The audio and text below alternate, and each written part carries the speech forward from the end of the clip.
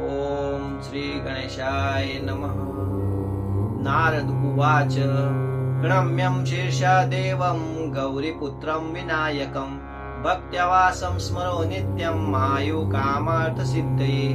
प्रथमं वक्रतुण्डं च एकदन्तं च द्वितीयकं तृतीय कृष्णपिङ्गाक्षं गजवक्त्रं चतुर्थकं लम्बोदरं पंचम च षष्ठं विकटमेव च सप्तम विघ्नराजेन्द्रं द्रुमवर्ण तथाष्टमं नवम भालचन्द्रं च दशम तु विनायकम् एकादशी गणपति द्वादशी तु गजाननं द्वादशेतानि नामानि त्रिसन्ध्या यः पठेन्नर न च विघ्नभयं तस्य सर्वसिद्धिकरं प्रभो।